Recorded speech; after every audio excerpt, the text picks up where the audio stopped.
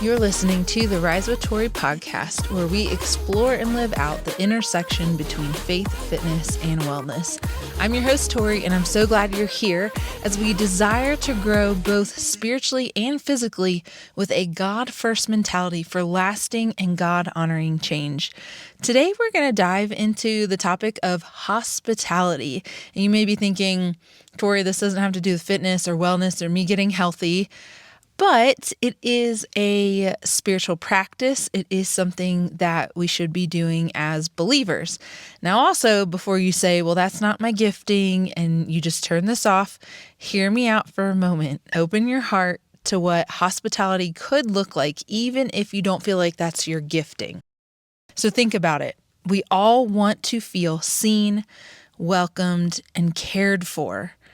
And so then in hospitality, like when we open our home, when we open our hearts to others, we can return that to people. We can serve those around us by doing the same for them. So let's talk about hospitality a little bit. What is it? What does it look like? What is it not? And how? How can we practically be hospitable to people, even if we feel like it's not our gifting or I don't have all the things that we say? Because listen, I was in this place before and I was convicted of it. And I'll share that with you in a moment. But I was convicted of just saying, my house isn't big enough. It's not clean enough. It's not this. It's not that. Fill in the blank. We'll talk about that in a little bit. But first, what is hospitality? Hospitality is the act of making guests feel welcomed and cared for. So whether it's in your home or at an event, we can create an environment of love, kindness, and generosity towards others. So think about it. I mean, we just had this experience. Imagine you move somewhere and you know no one. You move across the country, you move to another state, another country, whatever it is, and you know no one in your area, but you have a neighbor that shows up to either help you move in. Maybe they invite you over to their house for a meal until you settle. How would that make you feel? Better yet, how could that door open up opportunities for relationship with those people, or even open up the door to gospel conversation? Because really, that is what the goal is. Yes, to make people feel cared and welcome for and loved, but also to have gospel conversations. And maybe they are a believer and that's okay, but we can always sharpen each other, always make others feel welcomed and loved and seen and cared for. Hospitality is also taught in the Bible. Matthew 25, I'm going to read verse, 34 through... Let's read all the way through 40. Why not? Why not dig into scripture? That's what we're here for. So let's read it, okay? Matthew 25, 34 through 40. Then the king will say to those on his right, "Come, you who are blessed by my Father, take your inheritance, the kingdom prepared for you since the creation of the world. For I was hungry, and you gave me something to eat. I was thirsty, and you gave me something to drink. I was a stranger, and you invited me in. I needed clothes, and you clothed me. I was sick, and you looked after me. I was in prison, and you came to visit me." Then the righteous will answer him, "Lord, when did we see you hungry and feed you, or thirsty and give you something to drink? When did we see you a stranger and invite you in, or needing clothing and clothes to clothe you? When did we see you sick or in prison to go visit you?" The king will reply, "Truly I tell you, whatever you did for one of the least of these brothers or sisters of mine, you did for me." And then I'm going to read Romans 12:13. I have through 20, but let's just see where it takes us. So starting in verse 13, it says, "Share with the Lord's people who are in need. Practice hospitality. Bless those who persecute you. Bless, do not curse. Rejoice with those who rejoice. Mourn with those who mourn. Live in harmony with one another. Do not be proud, but be willing to associate with people of low position. Do not be conceited. Do not repay evil for evil. Be careful to do what is right in the eyes of everyone. If it is possible, as far as it depends on you, live at peace with everyone. Do not take revenge, my dear friends, but leave room for God's wrath, for it is written, "It is mine to avenge, I will repay, says the Lord." On the contrary, if your enemy is hungry, feed him. If he is thirsty, give him something to drink. In doing this, you will heap burning coals on his head. Woo! And then we got Hebrews. This is just a quick one. Hebrews 13:2, it says, "Do not forget to show hospitality to strangers, for by doing so, some people have shown hospitality to angels without even knowing it." And then the last one is 1 Peter 4:9-10. It says, "Offer hospitality to one another without grumbling. Each of you should use whatever gift you have received to serve others as faithful stewards of God's grace in its various forms." So it doesn't always mean offering, like hospitality doesn't always mean offering shelter or sustenance, but it does encompass an attitude of care. Yes, we can offer those things, but it encompasses an attitude of care and kindness. And honestly, I just feel like it's being a servant. It's being a servant just as Jesus was. I just read the other day, I was in John, where Jesus washes the disciples' feet. Like he came to serve. He even says, "I came to serve and not to be served." And so if Jesus, the King of the world, the King of Kings, came to serve, who are we to not do the same? But many of you may be thinking that just sounds like, so much work. Maybe saying my house is a mess, it smells bad, the kids have toys everywhere, I don't know how to cook. And while, yes, maybe some of those things are true. Maybe you don't know how to cook. Maybe your house is a little bit of a mess. But here's the thing. Perfection is not the point. Let me say that again. When it comes to hospitality, perfection is not the point. And honestly, you know what? We are not the point. And sometimes we do make it about us or our things or our home or whatever it is. Hospitality is not about showing what we have or presenting like a picture perfect image, but it's about community and love and care and sharing Christ's love with others. When we let go of the perfectionism, we are breaking down walls that allow people to be themselves and show up imperfect as well. It says, "I don't have it together either, so let's love each other anyway." And I love that idea of just breaking down those walls. Think about if you walk into someone's home and it's just pristine. And listen, maybe you're that person, and I'm not shaming you or saying, "Oh, your house should be a mess." Not by no means, not at all.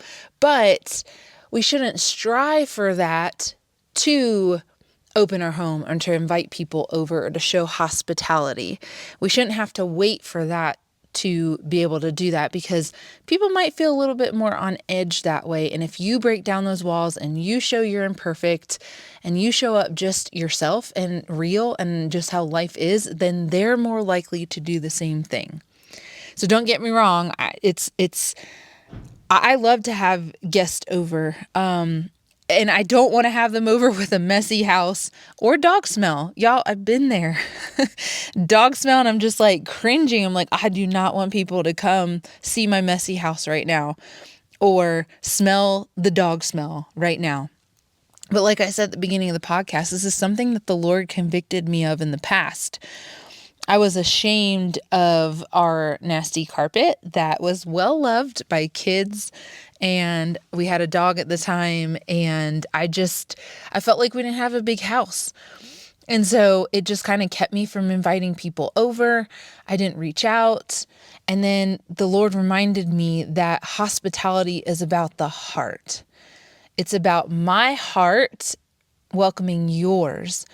And when Jesus came to us, he came humbly and honestly, without pretense or show. So even how Jesus showed up, it was humble and honest and not like what we thought, right? It's not what they thought Jesus was going to show up as. And so I want to receive my guests the same way. When I'm tempted to make it about me and my home, I'm reminded that it's not about that. It's about them. It's about my guest.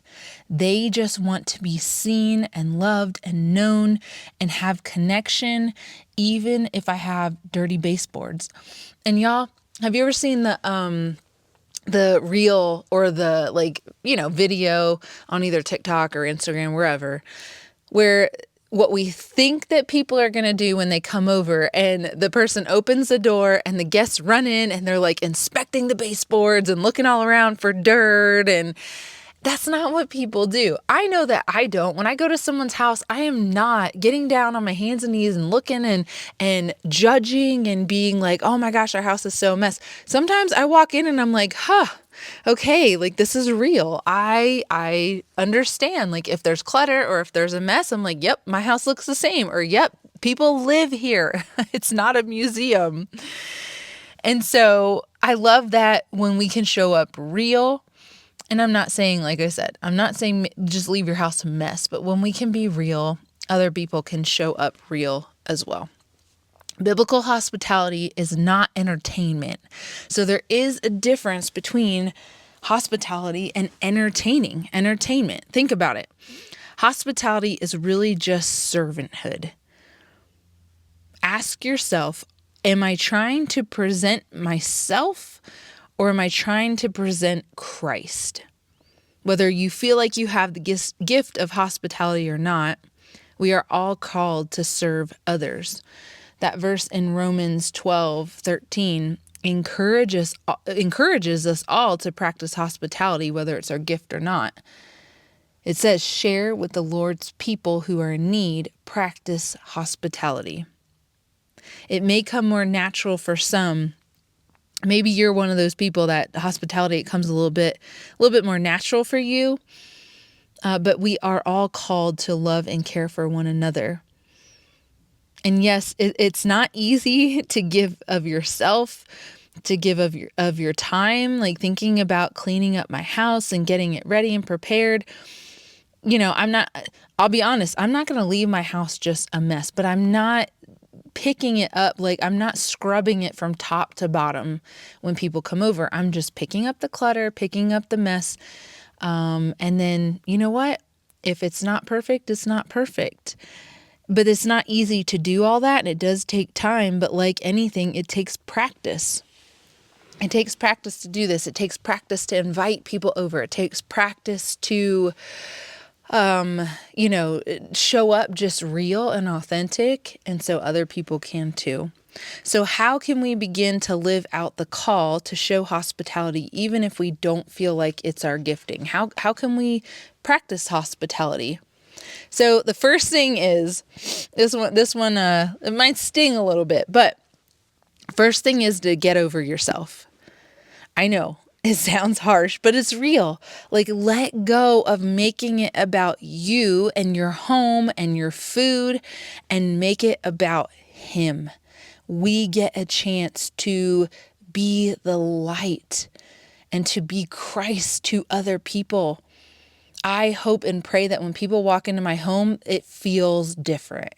And what I mean by that is it feels like the Holy Spirit is present. It feels like, wow, there's something peaceful. There's something good about being in here that just makes people feel at peace and at ease.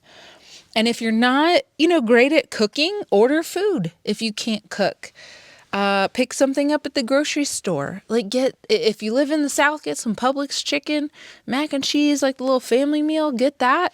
I know, listen, I know this is a health and fitness podcast, but once in a while, come on, y'all, you can have some fried chicken.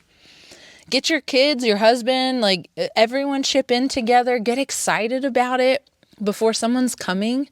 Let your kids know, ask them to help out. Of course, you and your husband, clean up, pick up, get everything ready together.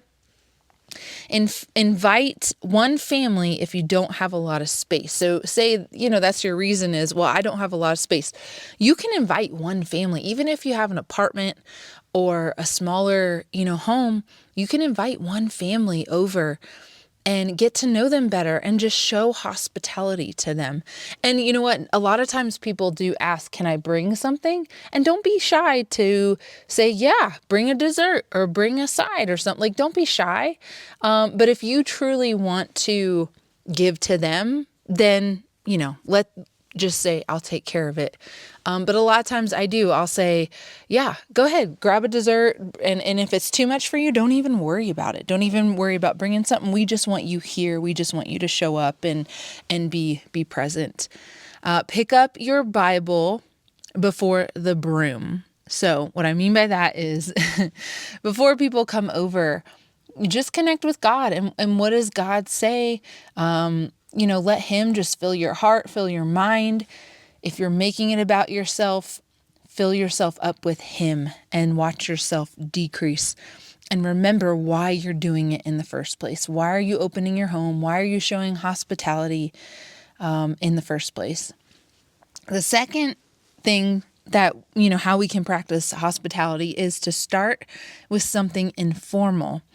So you do not have to make it this big, extravagant dinner and place settings. And I know the older generation, they love all that stuff. Listen, I'm not no, that's too much. That's doing too much. And some of them, they have the time, and I don't have the time for that.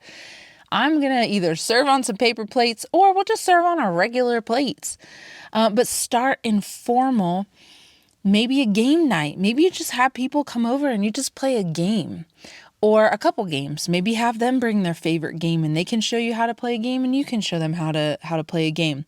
Invite them over for a sporting event. Maybe you share a team, a team that you have in common. When we lived in Tallahassee, Florida State, of course, go Noles. So we'd have people to watch those games, or sometimes people invite us to their house. Super Bowl, we had people over for Super Bowl, World Series. Just start informal. Start with just having people get into your house. Have them, like I said, have them bring a dish to contribute if it feels like too much for you to handle it all. Host a Bible study. This is another thing that we started doing in our home. Once when COVID happened, funny story, there were a handful of us in our small group that, because church wasn't really meeting and stuff, we kind of were like, hey, are you good to get together? Yeah, I'm good. Okay. And we had this small little group of maybe 4 or 5 families that we kind of were in agreement of, hey, if one of us gets it, we're all going down together kind of thing with COVID. And so we continued to meet together, and it started out as fellowship. And then what ended up happening was so cool. And I think kind of what brought us to Utah anyways, or, as a result of it, is we then started having Bible study with that small group. And man, just to watch people grow in their faith, it evolved over the years. Some people moved away and left, and then other people came in. But it was so cool to see God work in a home and just opening the Bible and reading the word. Yes, hard things happened. Difficult conversations, tragedy happened, but we did life together and we grew. And man, I saw, 1, my husband grow. And then 2, I saw other people in that group who now are deacons and in leadership and just stepping up in places that they weren't before, that because we opened our home and then in turn other people opened their home, it just created this atmosphere of we're all in this together, being loved, being seen, being cared for. We all brought a dish, just something about it. So those are some ideas. It doesn't have to be fancy. Now for our Bible study, we did theme nights, and then sometimes it was like, nope, just bring what you can. And some people just pick something up at the store, and that's okay. It does not have to be over the top, fancy. People just want connection. I think if we keep that at the forefront of our mind, that 1, God made us for community and that people just want connection, it'll change our perspective when we do either invite someone over, or if we're hesitant to open our home. if we just remember that people want connection, it changes everything. So the next thing is to be real. We kind of touched on this a little bit, but don't stress over making your home spotless. And that, maybe people are even afraid to put a glass down on your coffee table because your home is just so immaculate. A home that feels lived in actually feels more comfortable for a lot of people and will help people let their guard down. Now, like I said a little bit ago, if you have the home that is just beautiful and just spotless, please lean into that. If that is you, don't try and be something you're not. Be who you are. And if that means a beautiful, spotless home, then yes, but be weary or be mindful that my kids may come and spill something. Or we had a couple people pee in our home, or I think they pooped or something. Y'all, we've had some things happen in our home that we just laugh now. At the time, it's like, oh my gosh, I gotta clean up this kid peed on the steps, gotta clean it up. The dog, he did this while we were, at Bible study. I think my dog pooped in the crate one time while we were doing Bible study, and we could smell it. We're like, oh my gosh. Kid clogged the toilet, flushed something down the toilet. Like, y'all, it's gonna happen. It's gonna happen. But remembering that, one, it's not ours. All of this stuff is not ours anyway. That's something that my husband and I, when we did move to North Florida, we agreed that God gave us, we had some land and a bigger home than we had before. And so we said, God bless us with this. It is not ours. So we are going to open our home as much as possible because it's not ours to keep to ourselves. It's ours to share. Or actually, it's His to share. And so we tried to have people over. We hosted Thanksgivings and Easters and Christmas dinners and just, like I said, Bible studies, game nights, all kinds of stuff, because it's not ours. It's not ours to hoard and keep to ourselves. If God has blessed you with that, give it away. Invite other people into your home to experience it and to love on them and to make them feel cared for. So the next thing is to be inclusive. Hospitality extends to all races, lifestyles, economic statuses, and beliefs. Anyone can throw a party. Anyone can throw a fun, great party, entertain. But following Christ means we go after the least of these. We have the opportunity to be Christ to those who may never step inside a church.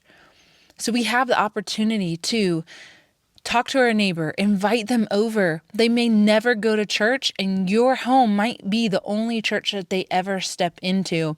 The goal is to invite them to church and get them to go, but they may never. And when we're inclusive and we don't just say, oh, well, only my small group can come, or only if they're a Christian, or only these types of people, how are we showing Christ to others? So remember that, yes, we feel more comfortable when like-minded people or people that are, that we get along with, whatever, it feels more comfortable. But God does call us to open our homes, to be inclusive of all people so that we can share the gospel, not to affirm or to, whatever, but to share the gospel, to share Christ with those people. And then lastly, I would say just pray for eyes to see and just be aware. Be aware. Ask God to show you people that you can be hospitable to. If you feel that prompting, do not ignore it. If you feel like God's like, go talk to that person, invite them over, don't ignore it. Look for opportunities to invite people. And then here's the thing, to be able to host and entertain, or not entertain, to show hospitality, not the same as entertainment, I misspoke there. To show hospitality, we have to create margin in our schedules. So if we are so busy and running from here to there, and we only have one night a week that's really open, I know I wouldn't want to open my home if I only have one night that I'm home or one night open. And so I'm sure you'd feel the same way of, well, that's my only night. And so be be aware of your schedule. I know sometimes we can't help it, but some things we can say no to. Are they what God is calling us to? Some of that has to do with sports, kids sports, running here, kids out in these things. Well, is that maybe God has called you to in that season, and maybe you can minister, and I hope you're sharing Christ to people while you're in that situation or on that sports team. But if we're so jam-packed with stuff and it's all about us and our kids and our schedules and all that stuff, where do we have margin to invite people or to open our homes or to show hospitality or to have those gospel conversations? So just think about that. You don't want to spread yourself so thin, especially if, you are busy and you don't have a lot of time. Then you invite someone over and, your family's like, oh my gosh, we're so tired. We need a break. So don't spread yourself thin. Know your family and your limits, and don't make excuses either. I will say that again. Don't make excuses either. I told y'all, I've been here. I made excuses, and I really wish that I wouldn't have. I regret that, but the Lord worked in my heart, and He's changed me a little bit, and He's continuing to work on all of us daily. But yeah, don't make excuses. So here's the thing. Think about this. As we go into the holiday season, this would be a great place to start. Look for opportunities to invite neighbors, even acquaintances over for dinner. Practice with your friends first, and get ready to pursue the people that God has placed in your life. Maybe you are doing sports or something, and you can invite someone from that team over for a game night or dinner or whatever. Or maybe something that we started doing when we moved away from family was opening our home for Thanksgiving and saying, hey, if anyone in town doesn't have family, doesn't have anywhere to go, come to our house. We'll host. Everyone would bring a dish, but we'll host. I'll make the turkey. I'll make a couple sides, and we'll just we called it Friendsgiving. I know a lot of people do that, but we did a Thanksgiving with just our community. Sometimes we had friends, sometimes we had friends of friends, sometimes we had people that we didn't really know, but they didn't have anywhere to go. So we're like, come on over. And so the same thing that we're going to do here in Utah. And if anyone takes us up on it, great. And if not, then, it wasn't meant to be. This last year, right before we moved, so a year ago in Florida, no one came for Thanksgiving. We opened our home, we invited people, but everyone was traveling and busy and stuff. And so my kids asked, my kids are so used to people coming. And they were like, well, who's coming for Thanksgiving? We were like, well, no one this year. It's just us. And they were like, oh, that's boring. So I just love that my kids, they're being raised in seeing hospitality and seeing how we share and how we can say, hey, you know what? We're gonna give our home away. We're gonna open it up to people. So yeah, they were really disappointed. So hopefully this year, at least someone will take us up on coming over for Thanksgiving, so they don't think that it's boring. Oh man. So just think, okay, if Christians would practice true hospitality, we could play a significant part in changing our corner of the world. Just think about that. True hospitality. God uses people like you and me to touch lives. So be bold. God has not only given you a roof over your head, but He will also give you the love and wisdom needed to open your home to others.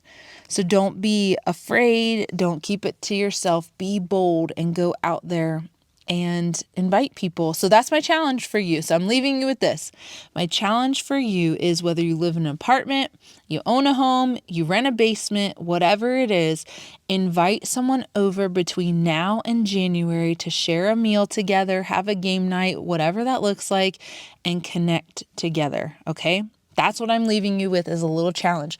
I will check in with you come January, and I want to know. Also, let me know on social media too if you plan to do this challenge, if you plan to Be hospitable and open your home, okay? Let go of perfectionism. You can do it. You got this. God is with you. And let's just look for opportunities to share Christ with others, even within our home, okay? All right. Thanks, y'all, for tuning in. And yeah, we'll see you on the next one.